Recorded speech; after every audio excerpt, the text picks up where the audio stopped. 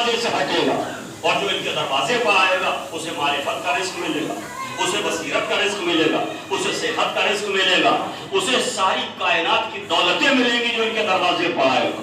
بڑی خصوصی توجہ چاہا، میں نے یہ بات کہی ہے تو جملہ بھی مکمل کیے دیتا ہوں۔ آسمان پر ستارے کتنے ہیں؟ جب میرے مولا سے پوچھا کتنے ستارے، کہا اپنے بال شمار کر کے بتاؤ۔ جیسے تم اپنے بالوں کو شمار نہیں کر سکتے ویسے آسمان کے ستارے شمار نہیں ہو سکتے۔ اتنے لاتعداد ستارے ہیں آسمان پر، مگر کیا کسی ستارے کا ذکر قرآن کی آیت بنا؟ کیا اللہ نے کسی ستارے کی قسم کھائی؟ مگر جو ستارہ دروازہ سیدہ پر ٹوٹ کے گرا، اللہ کی نگاہ میں قسم کھانے کی نظر پڑا، اللہ نے اسی کی قسم کھائی۔ تو جو در سیدہ پہ آ جاتا ہے وہی لائق ذکر ہوتا ہے، وہی تذکرے کے لائق بھی ہوتا ہے۔ کائنات کا پالنہار اور کائنات کو پالنے والا رب العالمین اپنا تعارف کراتا ہے تو انہیں وسیلہ۔ حدیث قدسی کا مفہوم بھی یہی ہے کہ کنتو کنزا مخفیا، میں چھپا ہوا خزانہ تھا، میں نے چاہا کہ میں بچہ نہ جاؤں تو میں نے انہیں پیدا کیا۔ ان کے سجدوں کو دیکھو تو میرا مسجود ہونا سمجھ میں آئے، ان کا رکوع دیکھو تو میرا مرکوع ہونا سمجھ میں آئے، ان کی عبادت دیکھو تو میرا معبود ہونا سمجھ میں آئے، ان کے رزق بانٹنے کی اداؤں کو دیکھو تو میرا رزاق متین ہونا سمجھ میں آئے۔ جب ابھی تم نے انہی کو نہیں پہچانا تو مجھے کیسے پہچانو گے؟ اللہ بتانا یہ چاہتا ہے مجھے پہچاننا چاہتے ہو تو ڈائریکٹ نہ آنا، وسیلے میں نے بنائے، ان کے دروازے پہ آنا، اور جو یہ وسیلہ ہے جن کو میں نے وسیلہ بنایا۔ دیکھیے ایک بات اور کہہ دوں سمجھتے ہیں، ہمیں وسیلہ بنانے کا حق نہیں، وسیلہ تلاش کرنے کا حق ہے۔ یہ میں اپنی طرف سے نہیں کہہ رہا ہوں، قرآن کی آیت وَابْتَغُوا إِلَيْهِ الْوَسِيلَةَ، اللہ تک پہنچنے کے لیے وسیلہ تلاش کرو، تو وسیلہ بنانا نہیں ہے۔ اب کیا کروں جب تک زور نہ دیا جائے بات پہنچتی نہیں، نوجوان بیدار نہیں ہوتے۔ وسیلہ بنانا جائز نہیں، جو اللہ نے وسیلہ بنایا اس کا دامن تھامنا واجب ہے۔ اب کیسے یہ بات کہوں؟ مشرک اور مومن میں یہی تو فرق ہے، مشرک اللہ تک پہنچنے کے لیے اپنے ہاتھوں سے بنائے ہوئے وسیلے کو پوجتا ہے، اسی لیے تو وہ نجس ہے کہ خود اپنے ہاتھوں سے بناتا ہے۔ ہائے ہائے میں کچھ کہہ رہا ہوں، وسیلہ اپنے ہاتھوں سے بنانا نہیں ہے بلکہ اللہ اور نبی کے ہاتھوں سے بنا ہوا وسیلہ تلاش کرنا ہے۔ تقدیر کا پیغام ہی ہے کہ خود نہ بنانا وسیلہ، بلکہ تو اللہ نے وسیلہ بنایا ہے، اسے اس تک پہنچنا یہ تمہارا کام۔ تو ہم نہ اس دنیا میں وسیلے کے بغیر آئے ہیں، وسیلے کے بغیر جانا ہے۔ اللہ نے پیغمبر کا تعارف کرایا، وسیلہ شہزادی کونین کو بنایا۔ میں اپنے آپ کو روک رہا ہوں ورنہ وسیلے پر بات بہت دور تک چلی جائے گی، اور میں یہ کہہ چکا ہوں کہ ذکر رسول سے ذکر بطول کی طرف، تو میں اپنی بات پر بھی قائم رہنا چاہتا ہوں۔ شہزادی کونین کا تعارف کون کرا سکتا ہے؟ کس کی زبان میں اتنی قوت و طاقت ہے؟ کسی کی زبان میں اتنی قوت و طاقت نہیں کہ ان کے فضائل پڑھ سکتے، مگر نبوت و رسالت و امامت و عصمت و طہارت کے تعارف کے لیے جسے اللہ وسیلہ بنائے اسے شہزادی کونین کہا جاتا ہے۔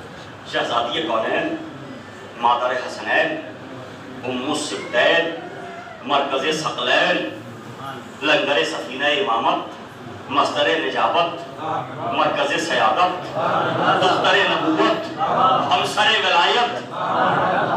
اتنے لفظ میں نے بولے ہیں، ایک لفظ کی گہرائی میں اترتے جائیں، دختر نبوت، ہمسر ولایت، سورہ کوثر کی آبرو، یاسین قلب مصطفیٰ، صحیفہ مصحف رحمت، اللہ کے نبی کی معراج کا سرمایہ۔ اللہ اکبر، جس بیوی کے اتنے فضائل ہوں، جس کی زبان میں قوت و طاقت ہے کہ وہ بیوی کے فضائل پڑھ سکے اور بیوی کے فضائل سنا سکے۔ ایک عالم نے ایک کتاب لکھنا شروع کی شہزادی کے حوالے سے، انہوں نے مختلف اپنے قبیلے کے علماء سے رجوع کیا کہ آپ کا کیا خیال ہے، آپ کیا جانتے ہیں، آپ کیا جانتے ہیں۔ ایک ایک سے بات سب نے اپنے اپنے طور پر بتایا اور ویسے ہی انہوں نے کتاب میں درج کیا۔ انہوں نے کہا صاحب ایک شہر سے بہت دور پہاڑ کی بلندی پر ایک عارف رہتا ہے۔ اب عالم اور عارف کا فرق بھی سمجھیے کہ کیا ہے، اگر بیدار ہو تو یہ فرق بھی واضح کر دوں۔ ایک لفظ ہے علم ایک لفظ ہے معرفت. معرفت یعنی معرفت رکھنے والا ہوتا ہے عارف. جس کے پاس علم ہو اسے کہتے ہیں عالم. تو پہلے علم اور معرفت کا فرق سمجھیے کہ کیا ہے تاکہ بات مکمل واضح ہو جائے. علم کہتے ہیں جاننے کو, معرفت کہتے ہیں پہچاننے کو. بہت شکر گزار ہوں آپ کا اس مرتبہ. فرش ازا کی بلندی پر آپ بیٹھے ہیں, خدا کی قسم ذرا سا سطح عمومی سے بلند ہو جائیں تو لطف آ جائے آپ کو. علم کہتے ہیں جاننے کو, معرفت کہتے ہیں پہچاننے کو. اللہ نے ہمیں اہل بیت کے جاننے کا حکم نہیں, پہچاننے کا حکم دیا. طاقت تو کسی میں نہیں ان کو کوئی پہچان سکے. ان کے مقام معرفت تک پہنچتے پہنچتے فرشتوں کے بالوں پر جل جائیں.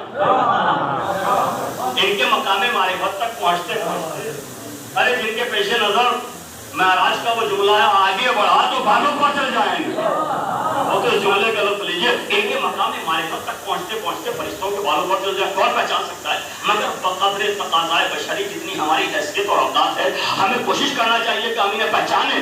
بھئی جانتی تو دنیا ہے کہ حسین کوئی ہے, پہچانتے کتنے ہیں کہ حسین کون ہے؟ ہمیں پہچاننے کا حکم دیا گیا. اور میں ایک ایک لفظ میں پورے مضامین دینے کا ہوں. علم جاننا, معرفت پہچاننا. اب آئیے ایک لفظ ہے محبت, ایک لفظ ہے مودت. تو دونوں کے درمیان فرق کیا ہے؟ یہ فرق بھی واضح ہو جائے اگر آپ بیدار ہو. علم کہتے ہیں جاننے کو, معرفت کہتے ہیں پہچاننے کو. تو محبت اور مودت میں فرق کیا ہے؟ اگر پہچان کی محبت کی جائے تو مودت ہے, بغیر پہچانے محبت ہے تو محبت ہے. اللہ نے یہ نہیں کہا اس سے محبت کرنا ہے, اللہ نے کہا اس سے مودت کرنا ہے. عارف ہونا ضروری ہے. اور یہ بھی یاد رکھیں, علماء اس بات کو بہتر جانتے ہیں, علماء سے تصدیق کیجیے کہ علم تو زینہ ہے معرفت تک پہنچنے کے لیے. آپ اس ہزار خانے کی چھت پر جائیں گے تو زینے کا سہارا تو لینا پڑے گا. علم وہ ذریعہ ہے, وہ وسیلہ ہے, وہ زینہ ہے جو معرفت تک پہنچائے. علم کا ثمرہ معرفت ہے, علم کا نتیجہ عرفان ہے. عرفان پہچاننا, معرفت پہچاننا, عارف پہچاننے والا. وہ صاحب کتاب لکھ رہے تھے, تمام علماء سے انہوں نے بات کی. اب وہ پہنچے پہاڑ کی اس بلندی پر جہاں تنہائی میں ایک عارف عبادت میں مصروف تھے. مصلی کے قریب بیٹھے, کیوں تشریف لائے ہیں, آنے کی وجہ, شان نزول کیا ہے؟ کا سرکار میں کچھ کتاب لکھ رہا ہوں شہزادی کے حوالے سے, آپ سے جاننے کے لیے آیا ہوں, کچھ بتائیے. انہوں نے انہیں دیکھا اور پھر نماز میں مصروف. اب یہ پھر انتظار میں بیٹھے ہیں کہ کب سلام سے باہر آئیں تو ہم سوال دہرائیں. تو وہ پھر سلام سے باہر آئے, پھر انہوں نے سوال دہرایا, وہ ادھر عبادت میں. جب کئی مرتبہ یہ ہوا, انہوں نے کہا آپ اچھی بات نہیں ہے, میں آپ سے بار بار پوچھ رہا ہوں, کا سوال دہراؤں. کا سوال میرا یہ ہے کہ سیدہ کے بارے میں آپ جو کچھ جانتے ہو فضائل بیان کیجیے. ایک مرتبہ مصلی پر بیٹھا ہوا عارف اٹھا اور ایک جملہ کہا, میں شہزادی کے فضائل ضرور پڑھتا, ضرور بیان کرتا, اگر میں خدا ہوتا یا نبی ہوتا. تو شہزادی کے فضائل یا خدا سے پوچھو گے کیا ہے, یا خدا کے نبی سے پوچھو گے شہزادی کے فضائل کیا ہے. ہماری زبان میں قوت کہاں, قوت گویائی جواب دے جائے, قدرت زبان و بیان, عاجزی کا کلمہ پڑھنے لگے. ہمارے پاس وہ الفاظ ہی نہیں کہ آپ شہزادی کے فضائل پڑھ سکیں. مگر اب شہزادی کی فضیلت یا خدا سے پوچھو, یہ جملہ یاد رکھیے, یا نبی سے پوچھو. تو ہم نے نبی سے پوچھا کہ شہزادی کی فضیلت کیا ہے. اب میں وہ حدیث نہیں پڑھ رہا ہوں جو صرف فرقہ امامیہ میں لکھی گئی, جو صرف ہمارے علماء نے بیان کی. وہ مشہور زمانہ حدیث لیجئے جس کو ہر عالم نے لکھا, ہر عالم نے مانا. ان کتابوں میں بھی لکھی ہے جن سے پہلے صحیح اور بعد میں شریف لکھا ہے. سلام ہے سماعتوں پر. جن کتابوں میں پہلے صحیح اور بعد میں شریف لکھا ہے, ان کتابوں میں بھی اس حدیث کو جگہ دی گئی, نہ چاہتے ہوئے بھی جگہ دی گئی. اسی کو تو انتقام قدرت کہتے ہیں, اہتمام مشیت کہتے ہیں. نبی نے فرمایا فاطمہ تو بضعۃ منی, یہ شہزادی کے لیے حدیث پیغمبر نے بیان فرمائی. اور یاد رکھیے یہ نبی کا کلام ہے.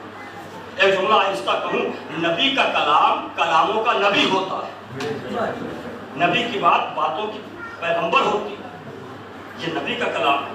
یہ کہنے والا کوئی معمولی نبی نہیں، فاطمہ میری بزت کا نام، یہ کہنے والا وہ نبی ہے جو اپنی زبان سے ادا ہونے والے کلمات کو اگر اللہ کی طرف منسوب کر دے تو قرآن بن جاتا ہے، اپنی طرف منسوب کرے تو حدیث کہلاتی ہے۔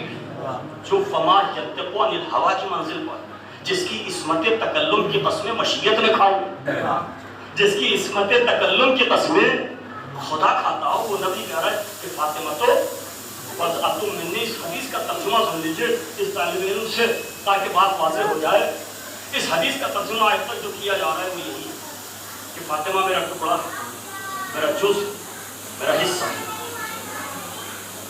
تو بھائی دیکھیے، میں کسی کے ترجمے پہ اختلاف نہیں کر رہا ہوں، اس بات کو ذہن میں رکھیے، میں کسی کو غلط ثابت کرنے کے لیے نہیں آیا، مگر ہاں ہمارے فرقے میں غور و فکر کرنے کا حکم دیا گیا ہے۔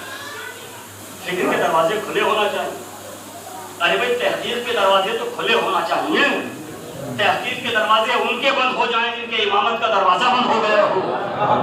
ہمارا تو امامت کا دروازہ کھلا ہے، تحقیق کی اجازت پر میں کسی کو غلط ثابت نہیں کر رہا ہوں۔ ترجمے جس نے کی ہے اپنے اپنے اعتبار سے بڑے اچھے ترجمے، بڑے پیارے ترجمے، بڑے حسین ترجمے، بڑے خوبصورت ترجمے، اپنی حیثیت اور بساط کے مطابق ترجمہ کیا کہ فاطمہ پیغمبر نے فرمایا، فاطمہ میرا ٹکڑا، میرا جز، میرا حصہ۔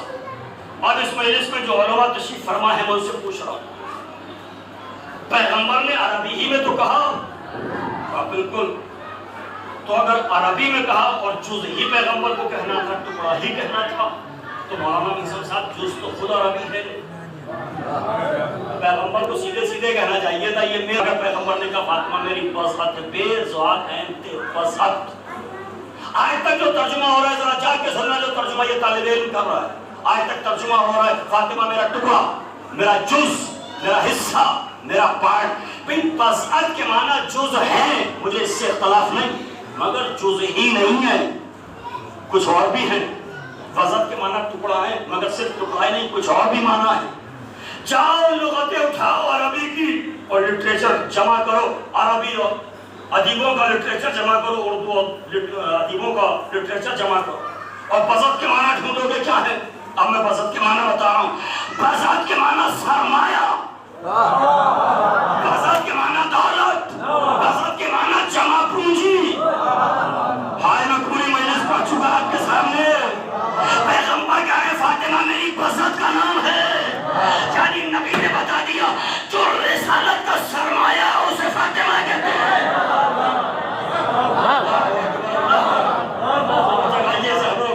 جو نبوت کی دولت ہو اسے سیدہ کہتے ہیں، جو رسالت کا سرمایہ ہو اسے سیدہ کہتے ہیں۔ سیدہ میں نے ترجمہ کیا کیا؟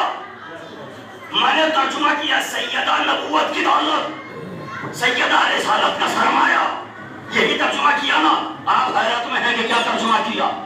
خدا کی قسم سیدہ بی بی زہرا مادر حسنین ام ابیہ شہزادی کونین سلام اللہ علیہا صرف نبوت ہی کا سرمایہ نہیں، صرف رسالت ہی کا سرمایہ نہیں، بلکہ جو توحید کا سرمایہ اسے فاطمہ کہتے ہیں۔ دلیل کے بغیر بات نہیں کی، جو مشیت کا سرمایہ، جو توحید کا سرمایہ اسے سیدہ کہتے ہیں۔ کون ہے توحید کا سرمایہ، کون ہے مشیت کا سرمایہ؟ بالکل سامنے کی بات میں نے کہی تھی، دلیل دینے کی ضرورت نہیں، ورنہ فرش عزا پر بیٹھنے کا فائدہ کیا؟ اللہ کے نبی کو سب کچھ گھر بیٹھے ملا، ساری دولت گھر بیٹھے ملی کہ نہیں ملی؟ آپ میری طرح متوجہ ہیں، مناسب نہیں ہے کہ عبادت میں ادھر ادھر آپ دیکھنے لگے۔ صلوات پڑھیے محمد وعلیہ۔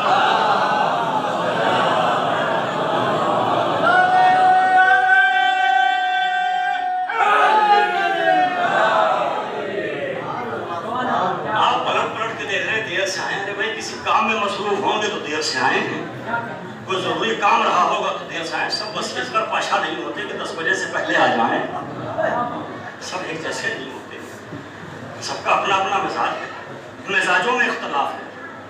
ہمارے مزاجوں میں اختلاف ہونا ہی ہمارے غیر معصوم ہونے کی دلیل ہے۔ جملہ اللہ تمہیں نے ہدیہ کیا ہے. ہمارے مزاجوں میں اختلاف ہونا ہی ہمارے غیر معصوم ہونے کے ذریعے. جہاں جہاں بھی غیر معصوم ہے مزاجوں میں اختلاف ہوگا. جہاں جہاں معصوم ہوں گے مزاج ایک ہوگا.